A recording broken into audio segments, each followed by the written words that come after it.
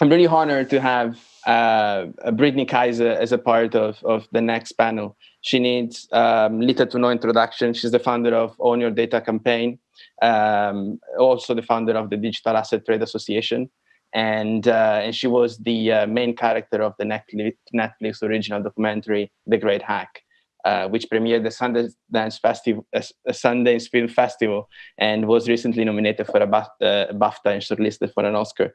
She was recently part of the Brooke Pierce's 2020 presidential campaign. Then we have Jennifer Morone, who is the CEO of Radical Exchange Foundation, an organization that aims to build a coherent, sustainable alternative to capitalism.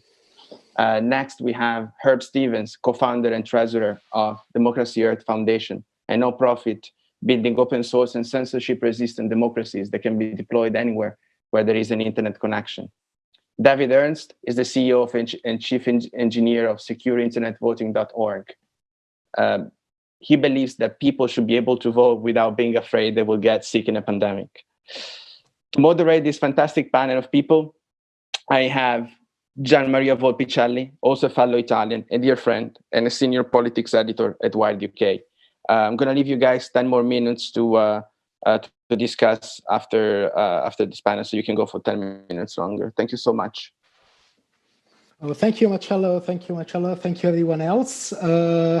Great to see you, albeit like virtually. I mean, the nominal title of the discussion is pretty broad. It's the future of democracy, which puts me on the spot a bit because it's such a massive topic. But I think that possibly one way to start is what we've seen playing out in the US over the last week. And the fact that it was 1 week was itself a testament to the fact that we possibly need to rethink some aspects of how some democracies work.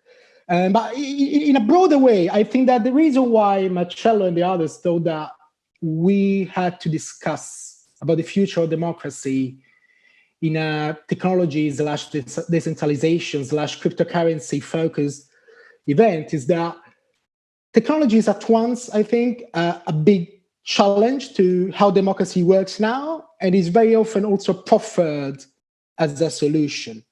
And it's essentially how it's a bit banal to say, but it's essentially on what end of the spectrum, on what side of the scales we plump on that will determine the actual future of democracy. But to be fair, I would probably actually, I would like to start actually with the most basic thing we saw playing out during the US election, the most fundamental problem, which was that they just went on forever and ever, and there were so many instances of disinformation and fear and despair and uncertainty seeded and sowed by the president and his staff regarding the actual voting process. So I would actually start with David Ernst, and is obviously in charge of something called the SecureInternetVoting.org website and organization. I would like to understand, what do you think secure voting could look like in this day and age? So how should you rethink voting, and how could this have changed the way things played out in the US? Yeah. Thanks for asking. Thanks for organizing this. The simplest thing, I mean, the digital technologies can make things drastically easier across so many dimensions. It can make things a lot faster. It can make things a lot more trustworthy. So right now, there's a lot of questions of, did my vote count? Did my vote actually get included in the final count? And there's some questions around privacy that digital tools can help make things a lot easier. So we've been making software for the last 5 years. Actually, we've been making small pilot digital democracy software, letting people weigh in on different policy issues. And one thing that just came up again and again is, hey, can we just vote in our existing elections digitally? And now with the pandemic, it became a real issue. And so we've started working with local governments. So we have technology all built. We have a protocol all published online at SecureInternetVoting.org. It's based on a lot of previous cryptographic work. And it basically lets you as a voter confirm that your vote gets included in the final count. You get to return your ballot at the speed of light, as fast as the internet. Millions of ballots can be tallied in seconds. People probably don't realize this, but the government actually, just in the US alone, spends $4 billion every election just on running the election administration. I mean, there's thousands. Right. This is a federal level or on the state level you're talking about? So the way it works, we talk about how we have a decentralized election system. And what that means is that every county runs their own elections and they're given state level regulations. So in some states, for example, if you're doing vote by mail, you need a witness to sign your ballot with you. In other states, you don't need that. So each state has their regulations. And there's very, very little federal regulation. For the most part, voting is controlled on the state level, and then the counties actually carry it out. So our software, just as one example, is being provided to the county. So we have a half dozen that are starting pilots in the next few months. Right. Sorry. Yeah. Before I follow up, I would just like to invite all the speakers to unmute themselves, because I would love them to jump in whenever they want to. And also ignore myself checking out my hair. I just realized I didn't cut them. So yeah, my question to David is, this sounds great. I would love to see it in action, not only in the US, but in the UK, in Italy, possibly, and everywhere. The thing is, it's something so new and so untested. Don't you think that it could be prone to be weaponized or called into question by some unsavory figures? Essentially, we've seen the same thing playing out with mailing votes, right? Which is, it's pretty safe. So why wouldn't a proto-Trump or a future Trump say the same thing about this new system for voting, saying, well, it is all fake, don't vote via the internet, just go to vote in person, whoever votes on the internet is essentially a fraud, it's a fake voter, the ballot shouldn't be counted, stop the count. Right. So the way we're approaching it is it's an opt-in system. So anyone that wants to use in-person voting, anyone that wants to use vote by mail voting can absolutely continue to do this. This is just for people that feel comfortable with this new method. And it's designed in similar ways to like a Bitcoin approach, where it uses strong cryptography. You have strong integrity checks the whole way. You can't fake transactions without brute forcing this mathematical equation that requires more energy than the sun will ever produce in its entire lifetime. So there's a lot of skepticism. In general, internet voting has horrible, horrible PR. There's this kind of weird meme out there that like, if you write your message on dead trees, somehow that's more reliable than writing it on electrified sand, which is like nonsense. You can lie on dead trees. You can lie on electrified sand. It's just a different medium. But when you do make things digital, then you can bring in the cryptography, and then you can have actual integrity checks. What's really nice about this particular protocol that we're pushing, and to be clear, we didn't invent it. It comes out of like 4 or 5 decades of research of a number of PhDs, a number of Turing Award winners. It's been out in the public domain for over 20 years. The core idea is there. We have all the research published online. But what's really nice about it is that you as a voter can very simply see your actual vote in the final tally. Every vote gets like a unique cryptographic tracking number that only you know. And so in the final list, you can just press Control F and see, oh, there's my vote. And so it's extremely simple for you as an individual voter to see that your vote didn't get tampered with, didn't get lost, and so on. My doubt is... So the proof is in the pudding. No, I see that. I see that it's probably going to be very safe. I just think that, I don't know the US, but I think many countries for sure don't have the level of understanding of the kind of technology you are outlining right now. And so the risk is that it's going to be essentially questioned, right? And yeah, I see Brittany there raising her hand, because that's actually, I wanted to ask you about that, because you were helping Mr. Brock Pierce running a presidential campaign. And from what I saw online, from some YouTube videos at least, he seemed to be pretty strong in favor of education to technology, essentially leveraging the potential of technology to, in a way, reinvent the state machine and possibly political campaigning, I suppose. So maybe that's a long-term operation you are embarking on. But also, Brock didn't get so many votes, so maybe we are not ready for rethinking voting or rethinking democracy, right? So just to be clear, Brock is a very young man that has a bright political career ahead of him. We started very late, and we actually didn't do any traditional campaigning.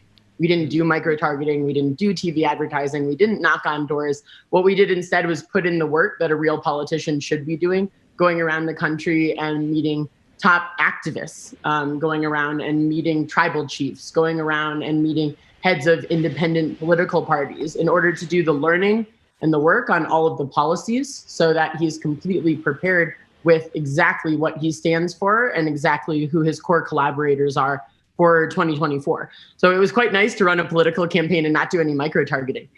That's interesting because I would assume that someone who is like Brock, who is actually at the real cutting edge of technologies such as cryptocurrency and others, he would actually lean on these kind of new tricks a lot, right? I mean, that would be the natural thing I would imagine technologies would do, leverage all the tools in the playbook to sort of win it. But no, you're talking about traditional knock-on-door, kiss babies technology. It's just not technology, it's just campaigning. Yeah, I mean, we didn't do any of that either, just because, during coronavirus. COVID, sorry, you don't kiss babies during COVID. Right?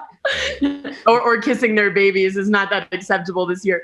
But what I really wanted to jump in on was specifically everybody's skepticism on using technology for voting. It absolutely blows my mind that somehow we're able to trust every other part of our lives with technology except for voting. Somehow the entire global financial system, all of our banks, our stock markets, all of our healthcare and personal data processing, none of these databases have paper as backups. None of these databases have, as David called it, dead trees that are the number one way of being able to input data. I mean, it absolutely makes no sense. I guess we still do that a lot with the census, and that's specifically so that census workers do not get robbed if they're walking around with tablets. I know because I used to, for US Department of Commerce, I helped manage all of the data for the 2010 census. And that's the only reason why they use paper instead of technology, so that individuals are not getting robbed of devices, but they're still starting to use more devices because the piles of paper that come in for people to do data input absolutely makes no sense and is rife for inaccuracies. It's human fallibility that we need to solve for. And for instance, if you look at the problems with the election, it's more problems with pieces of paper, not problems with actual software and technology. For instance, there's an entire borough in the state of New York where people received their neighbor's ballot to their address. So everything was kind of one door off, which meant that you could vote for your neighbor if you wanted to, but then your vote was not counted properly. So it's things like that where we're relying on physical pieces of paper during a time where the rest of our lives are run on advanced technology. There are enough technologists in the world, there's enough cryptographers, there's enough cybersecurity experts for us to figure this out. Voting are very simple transactions. Over the past couple of months, the American public, there's been about 200 million transactions that are yes, no, or a few multi-choice. They're very simple transactions. And for us to be able to secure that and find a way to make this accessible for everyone where they can download an app in the comfort of their own home and not have to go and wait in the polls during a pandemic and not have to wait for a piece of paper to come to their house or be returned on time. Absolutely, I don't understand where the argument is. No, me neither.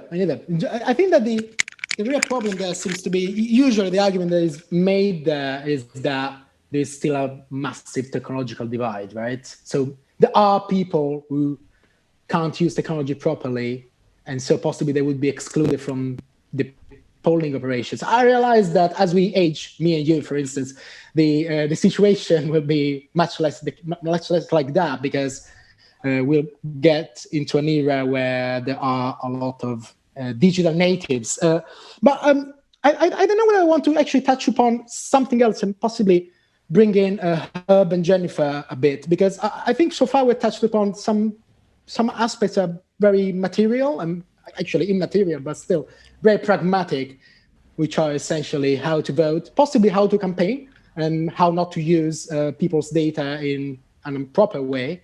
But I would like to understand whether you have any thought about the wider question of this panel, which is, what's the future of democracy? And I think the question is really that, especially in countries like the UK, there seems to be a tendency to embrace something called techno-populism. And essentially, eviscerate democracy on the grounds of possibly a democratic mandate and the ability to master certain technological tools. So I am a person who hires an AI company and they use the AI company to implement whatever the people voted in the referendum. And that eviscerates the actual participation process and the representative democracy process. So yeah, even Jennifer, or Herb I saw was actually raising his hand. Do you want to? Yeah, I'd like to chime in there a little bit, and also, I don't know how many of you sort of heard the last panel. Sort of one of the last questions was, how do you improve democracy? And, these are some pretty smart technologists from Cardano, which is a very, very interesting blockchain platform, basically with one of its goals to improve democracy. And what he said was kind of surprising to me. He said, get more diverse candidates. You'd think he'd have a technology answer, but he said, get more diverse candidates. And interestingly enough, I was just at the Independent National Convention in Wyoming last weekend, and the takeaway there was almost the same. It was get more diverse candidates, and specifically pointing to our gridlock system. I mean, we saw it in this election. The huge divide, and that's going to continue, right? Half the country hates the results of this election just as deeply as the other half loves it. And so, the takeaway there is, how do we get, more diverse candidates? And I think that's more, and to Brock Pierce's credit, I've gotten to know him and his platform. And of course, it's a technology first platform, but it's also a love forward platform, meaning you have to get back to the humanity of things and get back to more diverse candidates and stop this fighting. So interestingly, there's a lot of humanity in the technology, but I think it is going to be delivered for sure over smartphones more and more. That is, absolutely the way democracy around the world is going to be delivered. And you think the access isn't there, but I was at the Human Rights Foundation gathering, talking to people all over the world, and these days, the phone is the last thing you give up. You give up heat and electricity and food before you give up your smartphone. So it's become the number one, hierarchy tool in the world. Jennifer, I would like to ask you a very straightforward question, which is, can decentralization solve polarization? Well, I think framing it in that way, I'd like to go back to how Brittany said that they're building, basically trying to find out what the needs are, what the problems are, and using approaches that are collaborative, and like what Rip just said with, diversity among who we get to vote for. I think thinking about it in that way, decentralization is those things. How do we collaborate? How do we talk to each other? How do we account for different opinions and voices?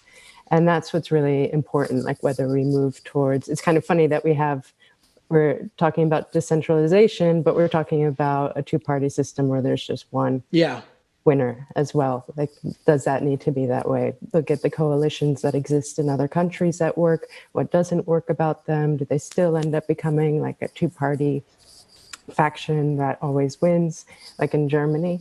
So these, I think, what we're seeing now, it's not even half the country is feeling one way, half the country is feeling another way. I think there's still a large portion of people that didn't get to vote because they're too young, or because it doesn't matter. They don't feel like it makes a difference. Or with Brexit, most people didn't even know what that would mean for them, and it affects them. And so instead of being this celebrity politics, where even when you go to vote for your senator, your congressman, or local representative, if you don't know them, you're just going to pick the name that you know, most likely, or that your party is affiliated with, no matter whether their policies are what you agree with. And so in this election, we had very little discussion about policy. I know Biden tried to talk about it, and even with Brexit, it was leave or remain. People didn't know precisely. And the UK actually is also quite devoid of policy in the sitting government. I mean, there is this sort of shadowy figure called Dominic Cummings, exactly, which is the embodiment of the techno-populist ideal I was referring to. Correct. But yeah, it's a very interesting point you're raising. Go on. So with radical exchange, we have something called quadratic voting that we're working with local governments. And this is to try and put the questions, the policies, the issues, what people need and want actually at the forefront, and say, okay, well, how do you feel about these? And you are given credits, and you would say if you have 100 credits, they are quadratically rooted quadratically, so that if you want to put all of your credits behind one thing, it only counts as 10. So it makes you stop and think and brings you back into the political debate on how you actually feel about these things. Do you actually know about them? And it's not just a binary choice or I just have to vote for this policy because that matters to me. Which is very interesting because in a way it seems to, I mean, the end point of that, or one possible end point, is that people get more interested and more involved in a way in the democratic process. While very often, the way we think about crypto, for instance, or blockchain technology is that it's going to disintermediate, right? It's going to be a direct relationship between possibly a vendor and the buyers. But in this case, actually, you are advocating for more intermediation because you'll have to go somewhere and buy another vote, and you have to possibly be more interested in the policy, read more stuff, and it's not going to be necessarily quicker. It's just going to be more richer in a way. It's going to be a fuller way of intending democracy. Well, I don't know if it would be going somewhere and buying votes. It's like if you use up your votes, then you have to wait till the next one, or maybe you can save them up. Or these are some of the questions that the community is working on. In what situations do the votes roll over? Should they expire? Do they count less? There was a project that we haven't been able to do yet, but that our ideas and research lead, who was formerly the ideas and research lead, Anya Chakravarti, came up with about how to hear women's voices more strongly in Kenya using quadratic voting. And there were different experiments set up that she proposed to do to see which works best. So it's not like a general one size fits all. And I don't. What would be the role of political parties in such a system, in your opinion? Would there be political parties, or would it be just I vote for proposition A or proposition B?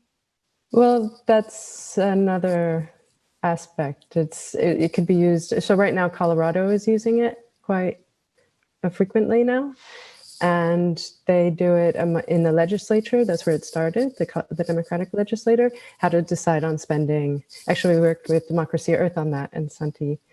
And so they use that, and now they're using it in between agencies to decide on like what's important to work on, or how much to spend on something, or ranking these things. It hasn't gone as far as being used in our experience for political leaders. And I guess there's a test though that was put out that I forgot who put it up. It's called Q Vote, I think. I think I've heard of it, but to be totally honest, I haven't read extensive about it. So it has no impact, like it won't have an impact on the election, but it was where they just put back all of the people that were running in the primaries, and you could vote quadratically on who you want. Anybody in the world could do it, and then they would put out the votes. I'm not going to say what I put in, but neither of the two people that were running, Trump or Biden, got my votes. Okay, well, you probably won't get any role in the Biden administration then. No, too bad. But it's just interesting to see the results of that and to see how much people actually preferred other candidates. That in our primaries, if we had used quadratic voting, that could have actually worked. Right. In choosing somebody that's more representative of at least people that are signed up to each party. Good.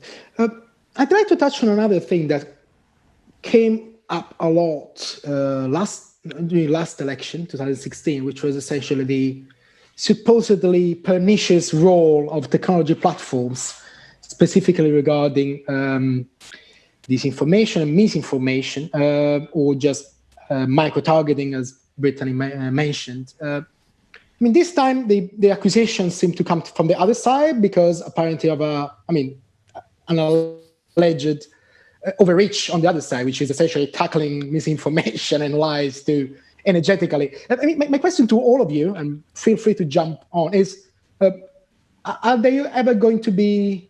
I mean, can they act in a way that is good for democracy, or are they always going to be considered to be skewing the result in some way, or to be too sort of hands-off, or to be maliciously designed? Can technology platforms play a role for good in democracy? Absolutely. I mean, the first time I got involved in technology was when I joined the headquarters of Barack Obama's 2007-2008 campaign. And because just like Barack's campaign this year, this was in 100% positive campaign with zero negativity, zero negative campaigning or slandering other candidates. We didn't even allow any of that to be posted on our social media or in comments. We would delete anything negative about other Democrats or Republicans. We use technology to register people to vote for the first time. We use technology in order to engage people in politics. Again, sometimes for the first time ever, sometimes re-engaging people had become politically apathetic. We got people to have important conversations with their families and their communities about how they could get involved in democracy and how they could actually participate in things that would create positive impact for their future. I mean, it was so positive and so beautiful that I think that kind of colored my thinking about technology for so many years that it could only be used for positive. After the Obama campaign, instead of joining the administration, I went and taught human rights NGOs and charities around the world how to use the types of technologies we developed on the Obama campaign, because we really invented social media strategy on that campaign. And I took that around the world with me, helping organizations that were doing positive social impact to use data-driven tools in order to do better strategic decision-making, to better manage their budgets, to have a higher impact on their campaigns. And it was incredibly successful. So you can imagine, how I ended up at a place like Cambridge Analytica, never thinking that anything could go that wrong, right? Right, but that seems to depend on the campaigning style of the individual candidate, right? I mean, Trump is still the most, the politician with most impressions on Facebook, for instance. It's really down to the individual candidate. Does anyone else have any comment about this, about the role of technology platforms in the makeup of democracy, not only in the US, in general? I would like to point out that if you think of all that Brittany learned through her experiences with Facebook and Cambridge Analytica, her takeaway was 3 simple words: own your data. Right. And I must say that in my experiences in 3 different industries, financial services, healthcare, and civic tech, that's my takeaway: own your data. And I think we'll have much improved democracy if we really do get the keys to people's data in their hands. All those are going to improve. Healthcare is going to improve. Financial services is going to improve, and governance is going to improve. Right now, we give people their voice and data once every couple of years and ask them to give their opinion. We at Democracy Earth see a future where there's always on democracy, right? Where, the lines have really blurred between what your voice is and what your vote is and what your currency is, right? Money's power, currency's power, crypto's power, and those lines are blurring in such a way that when you analyze blockchains, you're going to really be able to determine what people want. Right? It's blah, blah, blah, blah, money spent or crypto's transferred. So you can analyze a lot and help people a lot. The core of what you guys do at Singularity is AI, right? And I gave a speech recently where I said, humans are really bad at democracy. We need AI. We need help. We vote against our best interests. So, those types of AI looking at blockchains. Well, it's also realist as well. It's just simple. You know, people need to own their data. And right now, a lot of people are feeling out of control because they don't own their data. They don't have keys to their money. They don't have keys to their voice. They don't have keys to their healthcare data. They don't have any of that. So I think that makes people feel uncomfortable, and democracy is weaker because of it. May I add to that? Jennifer. Yeah, please. So in 2013-14, I did a protest project. It's still ongoing, where I incorporated myself to show that our data is valuable and we have no control, and to use the legal container to also expose like the inequality between corporations and people. And since then, also, this is a radical exchange concept. Yes, Own Your Data is like one awareness campaign that needs to be done for people to understand that what they're doing and that life is valuable and it's being atomized into digital form. But it's also really important to also think about the data that the place that I got to with that project was that as an individual, my data alone is not very valuable. It's only valuable with others, and that we need to combine it. And for the example of healthcare, we need kind of solidarity among us in our data, and there's the insights from it or the similarities in us.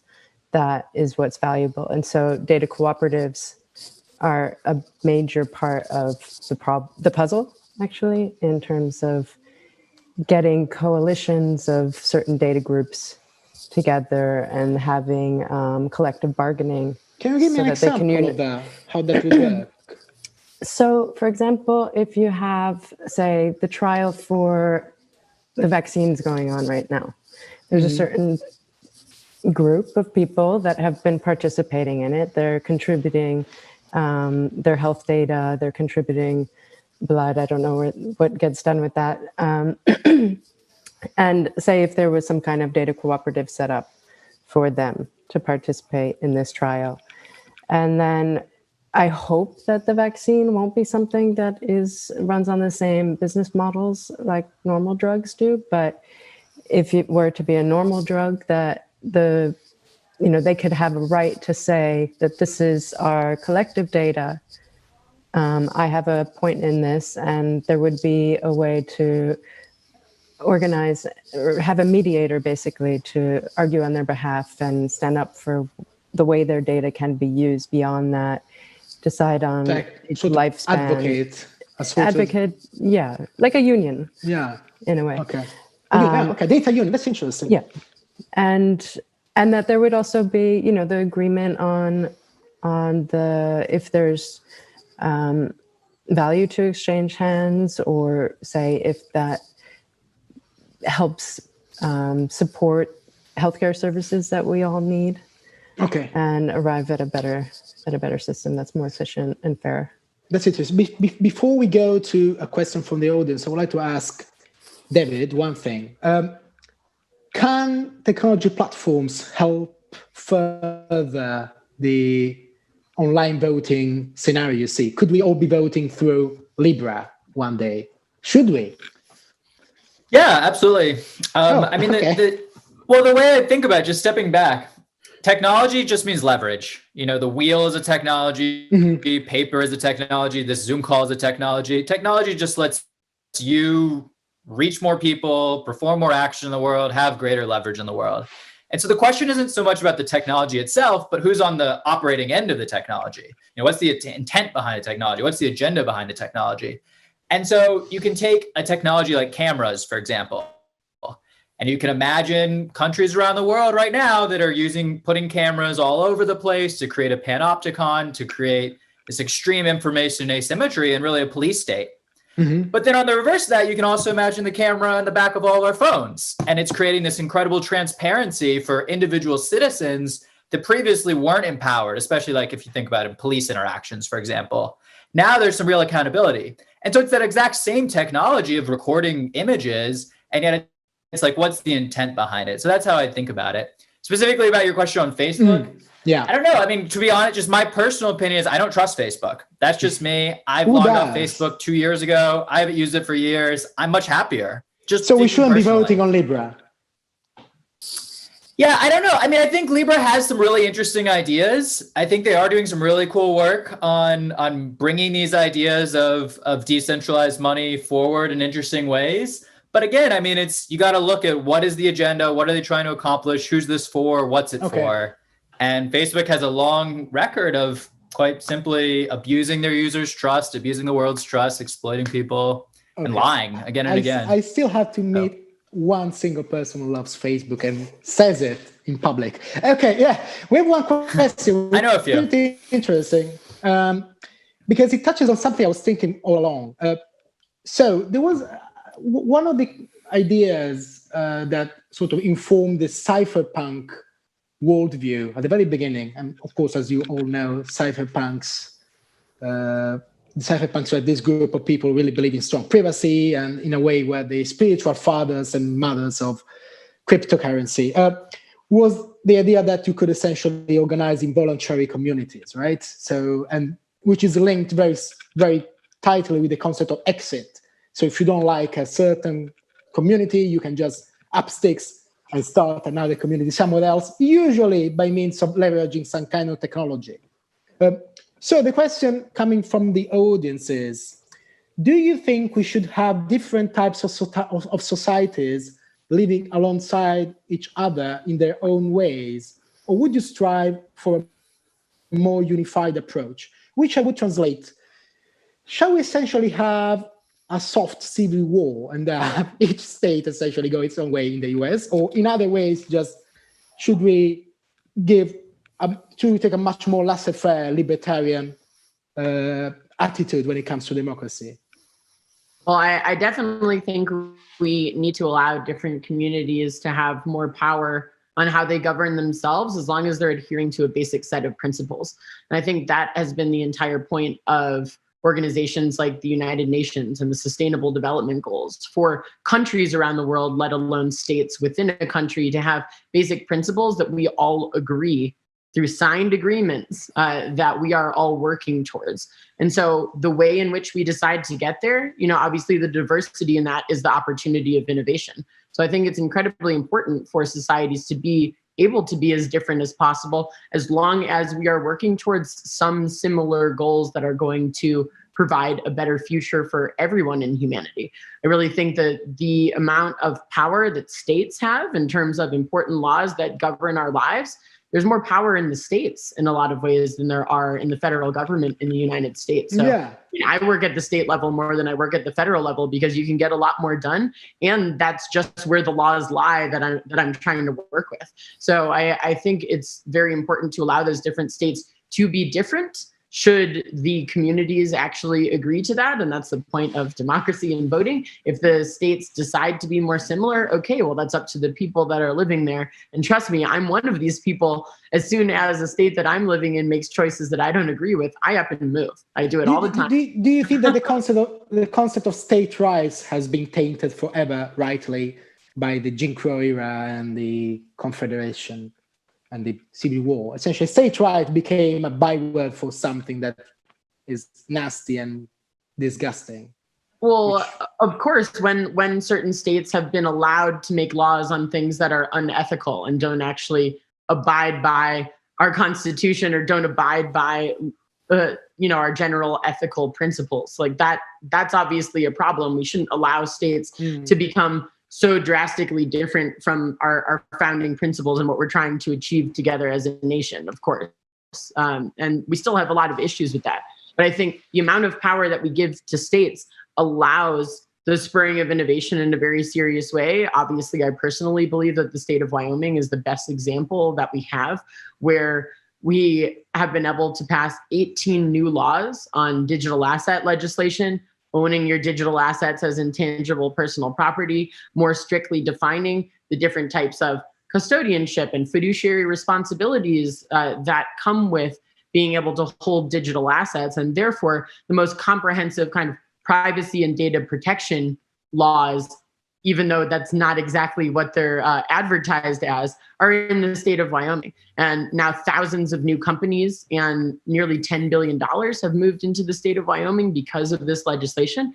And therefore, other states are trying to copy that. I mean, more than 20 states have already introduced laws that are exactly the same as Wyoming, either one or more of those. And it's a very good example for federal government to look at what we could potentially do nationally. Right. I think I see many other people nodding. Let's see why they're nodding. Are you nodding for some reason, Herb? Yeah, I'm nodding because, Brittany's right. And things happen at the state level here. You hear about state rights, but, that's where corporations are formed. That's where the judicial system that operates that. And for the most part, that's what people care about is organization and then the governance of that. And so, and she's right relative to Wyoming being the best state. I'm here in San Francisco. I've been in Silicon Valley for over 25 years. The crypto, no one forms a crypto company here in Silicon Valley anymore. They're all elsewhere. They're in Wyoming, they're in Switzerland, they're in other places. So that's one reason I'm nodding. Thank you very much. To our sponsor, the state of Wyoming. No, I'm joking. I wonder whether the question that is being asked, maybe I'm reading too much into this question, but I wonder whether it's more radical than simply, well, yeah, let's have states, because we have had states for like 250 years, right? So I wonder whether technology can propel something more radical, like something, I'm going to say that something akin to seasteading in a way, right? You just create your own state, you start up a state, and that's it. Is that something that we should be considering at all? Or is something that is just going to fragment humankind too much into selfish little islands? I think DAOs are the best example of that, distributed autonomous organizations. You don't need these states anymore. An organization like Aragon, who also has Aragon Court. So you're going to have people all over the world organizing across state and international boundaries in new and interesting ways. And in a way, that's democracy, people getting what they want, organizing, building something with a group and forming some sort of organization. And that always involves governance and money. And I think it's going to happen more and more internationally over the internet with companies like Aragon and Aragon Court. Jennifer, do you have any take on this? Because I remember that I actually watched the Radical Exchange event last year, and there was one speech, I think actually by Vitalik Buterin, about the idea of sort of like how communities can self-organize using blockchain, and how democracy in a way the sort of play between incentives and staying together, but also giving each other space. Yeah, well, there's that. That to me, I see that making sense for when it has a purpose, but what about that question to me is like, what about the person that has different values than you that lives down the street? Are you just going to ignore them and just have nothing to do with? And that's kind of what I'm afraid with right now, that in this country, that people just won't have any time for each other anymore and have no care to build bridges again. And we learn this when we're 6 years old. We learn share, respect each other, care about each other, and we forget this over time, or we try. It becomes harder, and why is that? And I don't think that, already we've been isolated because of the internet, and we've been divided through media and manipulation, other people's agendas, and I don't know. I think that we have to work really hard. I would add COVID, living right? amongst each other. Yeah, even COVID more. made it worse, yeah. Yeah. But it also exposed a lot of the cracks in the system. And that's good in a way, because we know where the cracks are, we can glue them. Yeah, so we have to do that together, I think. Okay, right. I would quickly add there that my point with Aragon helps local communities. Right now, those local communities rely on corrupted actors in the state. Yeah. If you're in Argentina and you're trying to start a small little community project, just get a little group together. It'll take you months and months and months. And what's going on there is the corruption, right? And Aragon allows that local organization, because you still need trusted actors, even if they're locally. So I think technologies actually help in these communities come together rather than fragment them. Yeah. Also, downtown stimulus, what Gitcoin put together, is great too for supporting your community, local community. I think cryptocurrencies are going to help keep value local. I see the overarching internet trends as the first big wave was globalization, and now the technologies are enabling hyper-localization. So I like the trends that I see. Yeah, good points. David, I saw that at some point you were nodding too. Do you want to weigh in, or should I just jump onto the next question in leaps and bounds? Yeah, I mean, I think the important thing, I think creating these cloud-based societies is fascinating and really interesting, and what can we do there? And at the same time, people are also subject to the laws around them, the community around them, the taxes they're paying around them. So the hope in my mind is that the digital native communities can help inspire the meat space communities, if you will. And same thing with seasteading that you brought up. I think there's been some really interesting work there. I'm especially thinking of Patria and the Seasteading Institute on what that can mean and what sort of experimentation can happen. And going back to the original states comments, I always love this line from Louis Brandeis, the Supreme Court Justice, about states are the laboratory of democracy. And I'd really like to see more of that. I think Wyoming is a fantastic example of that. And the important thing in all this discussion is the equality of exit, exactly like you talked about in the beginning. Brittany even mentioned, like, when a state's not up to what she's looking for, she relocates. And we on the call, we have the ability. Some people don't always have that ability. And to your comment earlier, you were saying, but isn't states' rights like a dog whistle for this racist era?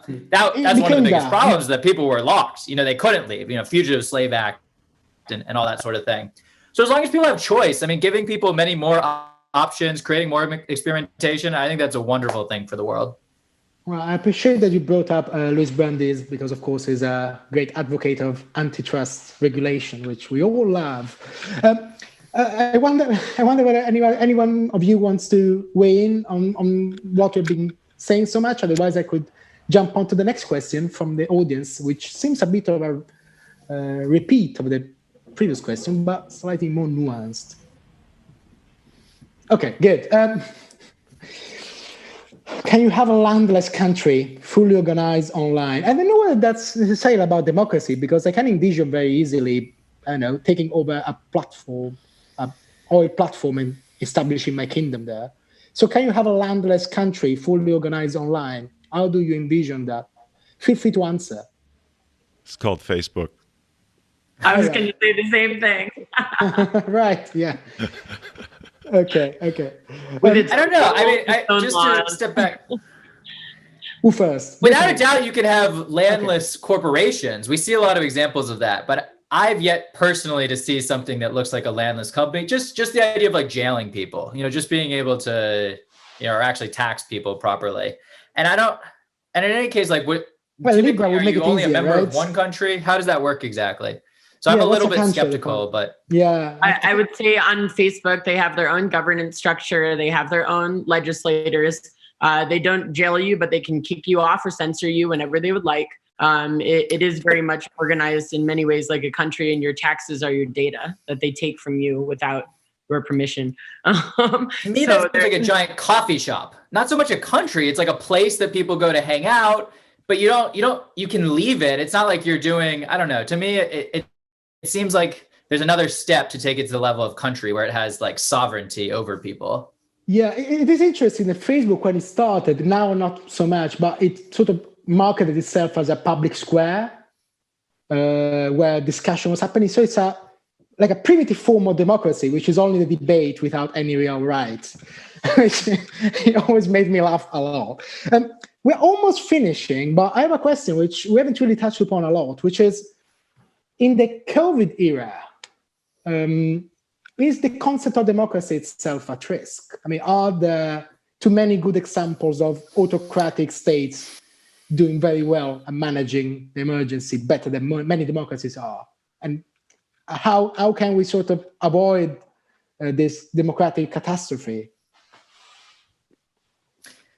Yes and no. I mean, there are some autocratic states that are handling it well, and there's other autocratic states that are handling it horribly. I mean, so I don't think there's a clear, like, autocrats are better at pandemics than democracies, and vice versa for democracies. There's some democracies that are handling it very well.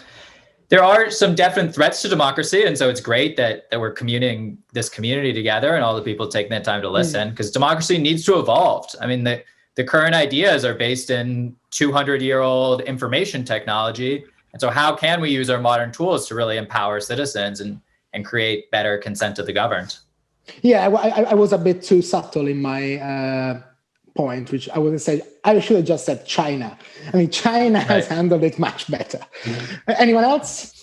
Brittany? Yeah, so I really think that, you know, there's a number of reasons why states that don't give their citizens that many rights have, in general, done better than democracies where you have freedoms. That is more, even democracies where you have less freedoms, like you have no data rights in a lot of countries in Asia that have already been able to reopen up, for example. And so therefore it was immediate contact tracing. Immediately you could be able to tell if people were leaving their house or not, if they had come into contact with someone else who had come down with the virus. And therefore everything was really quickly able to be kept under control, so to say. But there So how worried are you about that? on, How worried are you about that?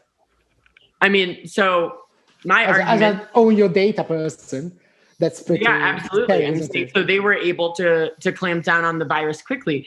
So I do believe that contact tracing should be used to help prevent pandemics, but it should never be used until it is properly regulated. For the United States, I wrote the first ever coronavirus contact tracing data protection law, and that was introduced in the state of New York, and it specifically went to draw out purpose limitation, for example. So if you collect data for a purpose that is for public health, you cannot then go share that with law enforcement for targeting of peaceful protesters, for example. We put in anti-discrimination clauses. Once you pass laws like that, then contact tracing is a good idea. Right now, contact tracing is not regulated anywhere in the world, and therefore no one should be using those apps whatsoever. But as soon as we regulate it, I would feel comfortable if the technology is there, if the legislation and regulation is there, then yes, that's what we should use for future protection of the spread of pandemics. Absolutely. Herb. I would much rather be in the United States than in China. That's for sure. Oh yeah. I think. Also because I don't speak China, Mandarin. Well, you know, yeah, they were able to clamp down. They're also clamping down on millions of Uyghurs, you know, using technology, and not just clamping down on them and erasing any form of humanity or democracy, but they're exporting that technology. They're in the process of implementing that in 20 plus countries around the world, basically outsourcing that type of clamp down on democracy. I was sort of positing, right? Because it could look to some states as an attractive model. Yeah, so I really got to push back on this. Clamp down on a virus, you know, and David, I just have to add more counterpoints here, because Japan has had very low case rates. Taiwan has had almost no case rates. New Zealand has had almost no case rates. South Korea has never gone into a lockdown. So why looking at China and all the other China's not a model of success. They want you to believe that, but they had the first outbreak in the first place. And because of their lack of freedom of speech, their early doctors some doctors were trying to say, hey, this is a problem, and they weren't able to speak about it. And likewise, Russia isn't exactly a paragon of democracy. And right now they're having massive caseloads and fallout. Same thing in Brazil with their authoritarian tendencies right now. So I just don't know if it's so clear. I just think it's much more mixed than that. I think it's more about, did you respond quickly or did you not respond quickly? I'm not actually sure if that's correlated with authoritarian versus democratic. And also with Taiwan, it was civic tech being developed first. So it came from the community, and then you have a responsive government that actually sees the value of it and makes it more widespread. And that's a democracy. Absolutely. So it's not really using technology properly or using data improperly for a good cause. And that's kind of the place where we're at right now, where a lot of the Asian countries that you named that didn't have a proliferation of the virus were able to take everyone's data immediately and do contact tracing just because there are no data rights there. And technically, legally, they didn't do anything wrong, but it's not ideal for the government to be able to do that for any other purposes besides saving human life, right? So I think it's a very good example to say, hey, we should be able to use these types of technologies if they're regulated so we can protect ourselves from bad actors. I think the bigger difference besides democracy or autocracy is more, does the public trust those in charge or the government? And in places where they do, it worked better. And in places where they don't, whether it's a democracy or autocracy, it didn't. I like that. Or it won't. Yeah, that's a very fine point. And that seems to be a problem in many countries, including the UK and the US, like very middling trust. I think we're almost done. I don't know whether I should end it because theoretically we are done. But I don't know how the handover is. So do you want to, I don't know, make a final point each about all the massively disparate topic we touched upon? Brittany, you start. Say something about the future of democracy. Absolutely. So I'm an eternal optimist, even though I've seen the good and the bad and the ugly of democracy and technology. But I really do believe that we're going in a good direction in many places in the world. We're starting to get to the level of education for more people to have access to information to participate in democracy. We're getting more open laws and regulations that allow more accessibility. We're getting to the point where technologies are going to enable more access to people that normally don't participate. And so I think the proliferation of working on public education to get them more involved, working on the correct legislation and regulation to make it easier for people to get involved, and of course, technology to make it at the click of a button that you can get involved in democracy is of the utmost importance. So I really do see that if we continue with those three in parallel, that we're going to see a much brighter future for democracy, not just being accessible, but therefore functioning better. It's supposed to be of, by, and for the people. So the more people that participate, the more of a reality democracy actually is. Herb. Yeah, I think I like the future of democracy. I think technology plays a critical role, and that is not only in your own data, but access. And Brittany used that word there. Access to the ballot, access to your voice, access to your data. Jennifer. I'm going to also bring up a couple of things that Charles said in the keynote opening talk. He said we need vision. And we need to think, what you're building, if it's existential tech, what kind of outcome or impact that has.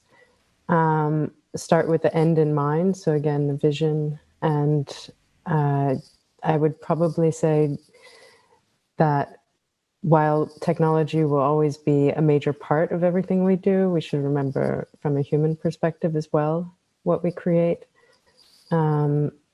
Yeah, and think about like how to make things better.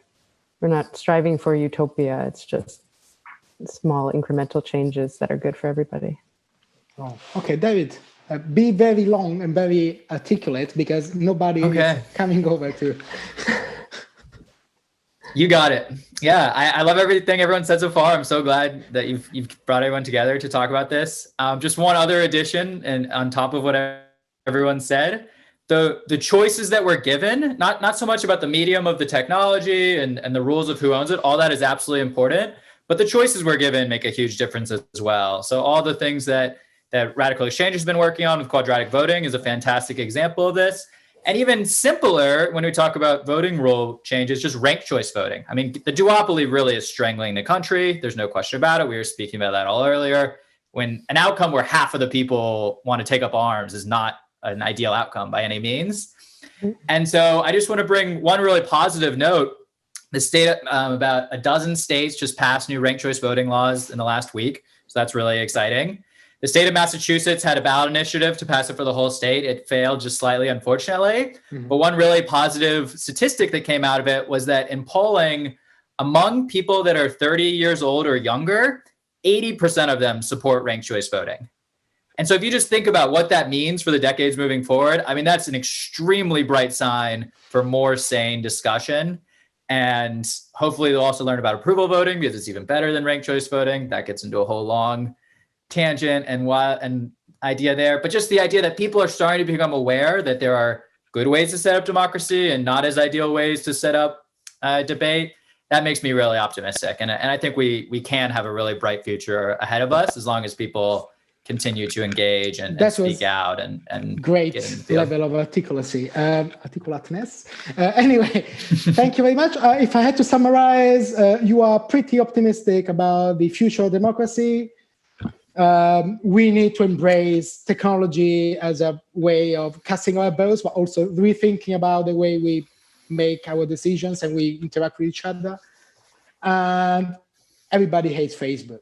That seems to be, these are the takeaway points. Well, thank you very much. Dialysis King Mark Zuckerberg. I don't know if you guys know about the new deep fake. Can I make one Google search comment? for Dialysis King? Can I make one quick comment? Literally, I wrote to Matt Stone and Trey Parker before the Independent National Convention that we held in Cheyenne, Wyoming, and I invited them and asked them to include it in their next content. And their next content was making fun of Donald Trump and Mark Zuckerberg based in Cheyenne, Wyoming. Huge success. Thank you very much. Well, great. Well, it was great to host this and really great to meet you all, not in person, but nonetheless very intensely.